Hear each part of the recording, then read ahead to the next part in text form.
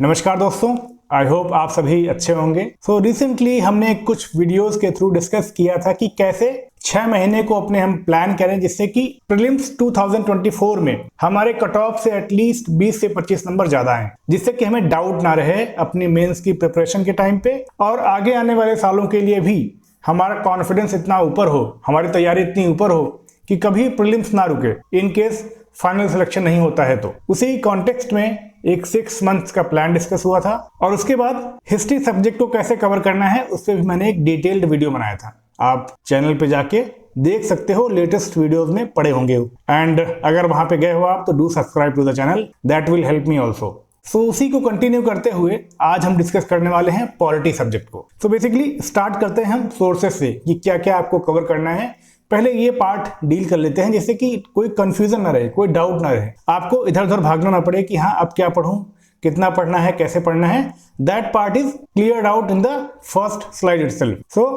क्या पढ़ना है वो बहुत इंपॉर्टेंट है क्योंकि लिमिटेड सोर्स रखना ही सबसे महत्वपूर्ण पार्ट है इस प्रिपरेशन का, क्योंकि बहुत सारे सोर्सेज हैं and if you can't decide what to read and what to leave then that is the main problem. Start करते हैं कि क्या क्या पढ़ना है आपको। Basically Indian constitution at work, ये 11th की एनसीईआरटी है, ये पढ़ना है आपको।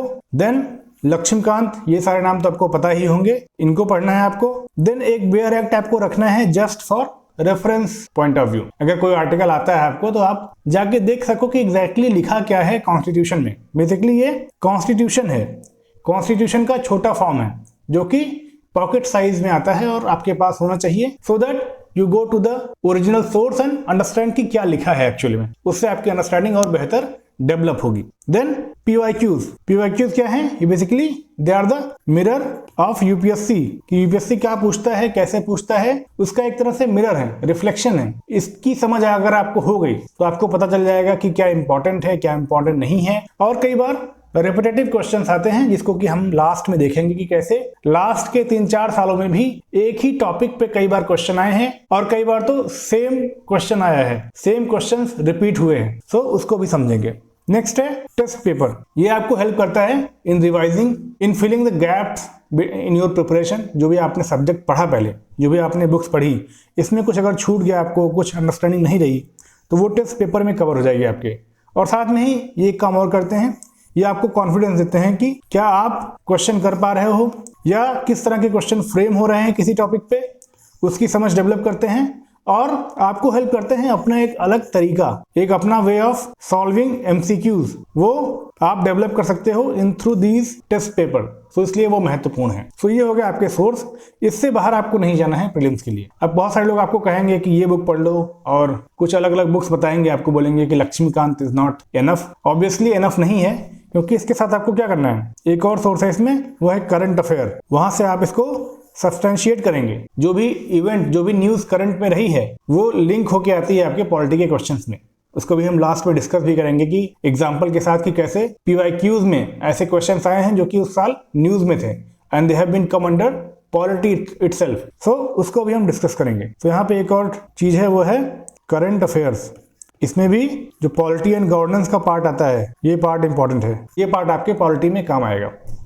ये हो गया आपके सोर्सेस की बात। अब समझते हैं कि क्या क्या चीजें ध्यान में रखनी है when you are preparing for your prelims examination. क्या चीजें हैं वो?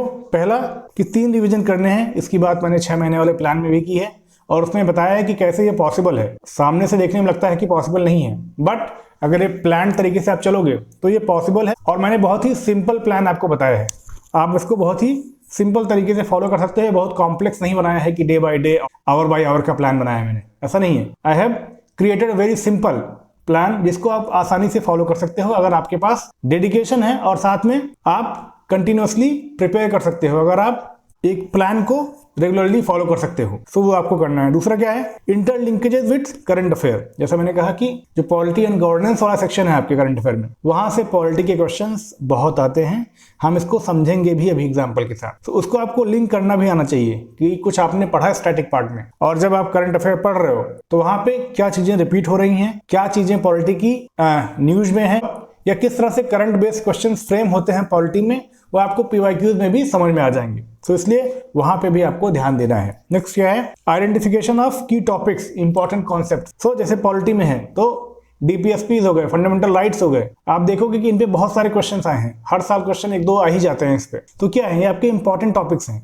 आर्टिकल 21 है, लास्ट के 5 साल में 3-4 बार क्वेश्चन आ चुके हैं इस पे अलग अलग फॉर्मेट में। सो आप समझ रहे हो कि एक आर्टिकल पे 3-4 क्वेश्चन आ चुके हैं लास्ट के 4-5 सालों में। तो आप समझ सकते हो कि PYQs का क्या इंपॉर्टेंट रोल है इन आइडेंटिफिकेशन ऑफ की टॉपिक्स, जिसको कि आप ज्यादा इंपॉर्टेंस दे सकते हो, जिसको कि आप ज्यादा अच्छे से समझ सकते हो। तो इसलिए जब भी आप PYQs लगाओ तो ये ट्राई करो कि क्या क्या कॉन्सेप्ट्स हैं जो रिपीट हो रहे हैं बार बार, जिन पे यूपीएससी का ज्यादा फोकस है, और उनको अच्छे से पढ़ो, उनकी कॉम्प्रिहेंसिव स्टडी करो। जो टॉपिक्स बार बार नहीं पूछे जा रहे हैं उनको आप इग्नोर कर सकते हो या उन पे आप कम टाइम एंड एफर्ट दे सकते हो। तो जो कॉस्ट बेनिफिट रेशियो है आपका, वो आपको डिसाइड करना पड़ेगा। कॉस्ट बेनिफिट रेशियो आपको डिसाइड करना पड़ेगा, तभी आप अपना टाइम इफेक्टिवली यूटिलाइज कर पाओगे। तभी आप जो आउटपुट है, जो आउटकम है, उसको मैक्सिमाइज कर पाओगे।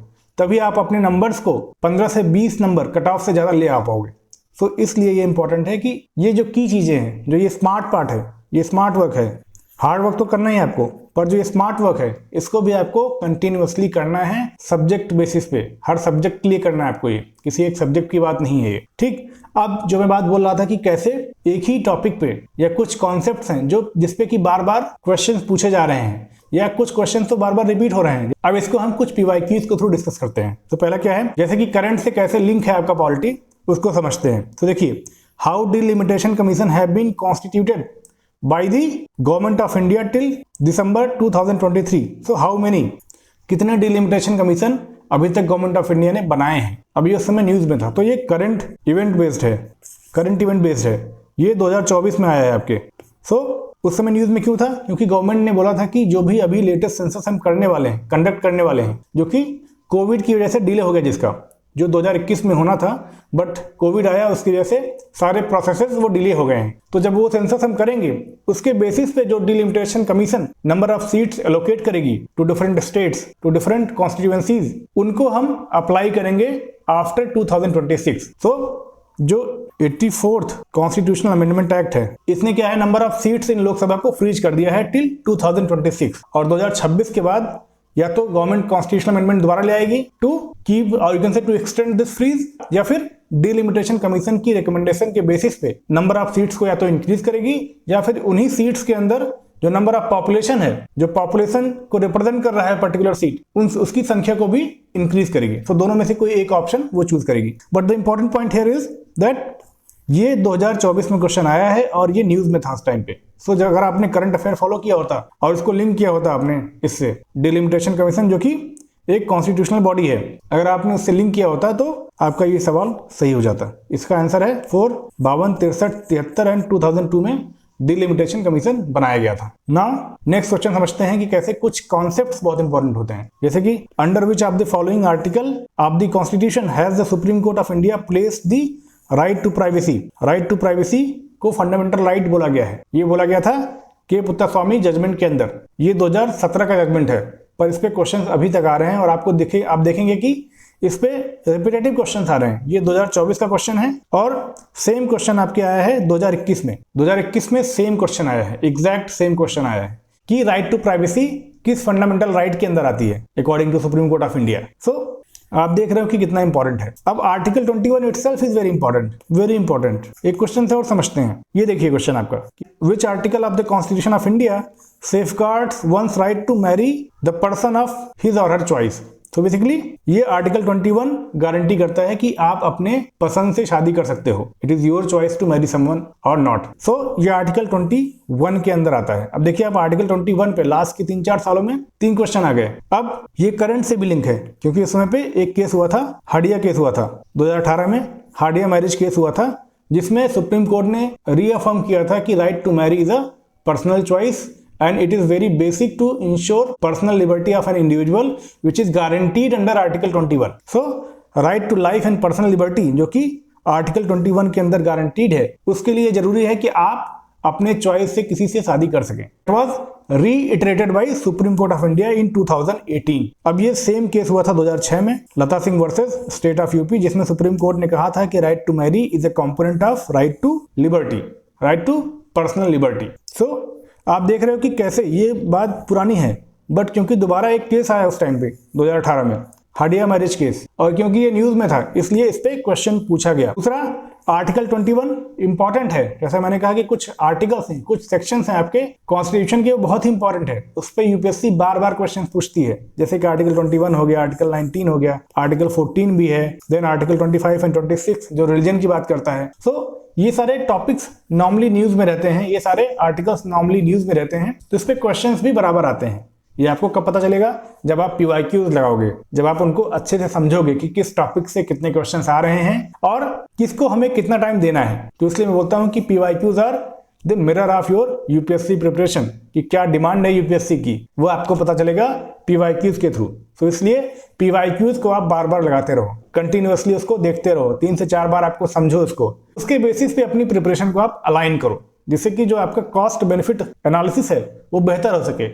जो भी आपने टाइम दिया है एज एन इनपुट, उसका जो आउटकम आए, जो इसका आउटपुट आए, वो मैक्सिमम हो, वो एफिशिएंट हो। तो इसलिए ये जरूरी है, और ये आप कर पाएंगे जब आप एनालाइज करेंगे PYQs को। तो मैंने बताया आपको कि कैसे करंट इंपॉर्टेंट है आपका, current affairs, and then linkage इसका विथ पॉलिटी, एंड देन कुछ इंपॉर्टेंट टॉपिक्स जैसे कि फंडामेंटल राइट्स हो गए, DPSP हो गया, प्रेसिडेंट की पावर्स, कई बार इस पे क्वेश्चन आता है, स्पीकर हो गए जो हमेशा न्यूज में रहते हैं, गवर्नर हो गए, ये लोग न्यूज में रहते हैं। सो इनके ऊपर क्वेश्चंस नॉर्मली आते रहते हैं। सो आप PYQs को एनालाइज करके अपने स्टडी को, अपना जो प्रिपरेशन है उसको बहुत ज्यादा अलाइन कर सकते हो as per the demand of the UPSC preparation. So अगर आप यहाँ तक आ गए हो तो do subscribe to the channel, and अगले आने वाले संडे को मैं एक लाइव करूंगा जिसमें I will be dealing with your queries.